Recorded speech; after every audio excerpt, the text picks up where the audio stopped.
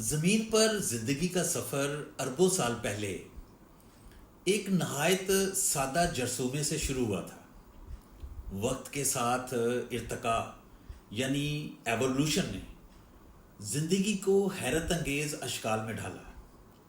پودے، جانور، پرندے، مچھلیاں اور آخر کار انسان۔ لیکن اگر ہم آنے والے اربوں سالوں کا تصور کریں تو یہ سوال پیدا ہوتا ہے کہ زندگی آگے چل کر کیسی ہوگی۔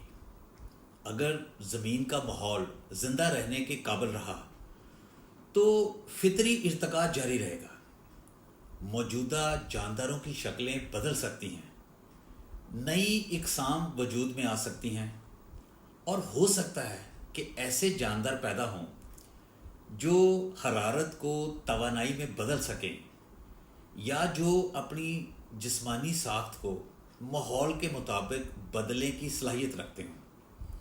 انسانی زندگی خود بھی ارتقاء کے مراحل سے گزر سکتی ہے، لیکن یہ ارتقاء قدرتی نہیں بلکہ ٹیکنالوجی کے ذریعے ہوگا۔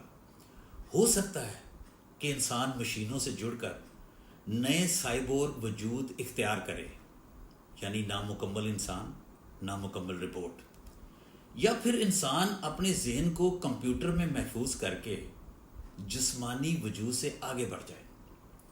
سخت ماحول میں نئی زمین کا موسم مستقبل میں بہت تبدیل ہو سکتا ہے۔ جیسے جیسے سورج گرم ہوتا جائے گا، زمین کا درجہ حرارت بڑھے گا، پانی خشک ہو سکتا ہے۔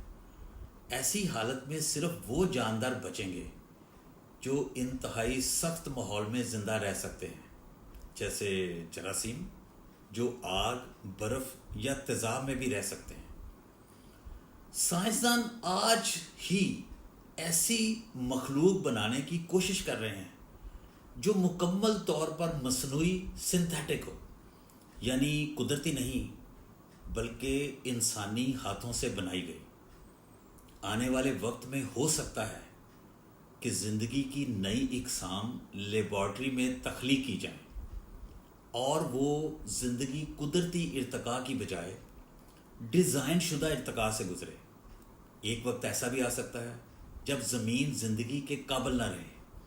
ایسے میں اگر انسان یا دوسری ذہین مخلوق زندہ رہے تو ہو سکتا ہے وہ دوسری دنیاؤں میں چلی جائے، دوسرے سیاروں، چاندوں یا خلا میں۔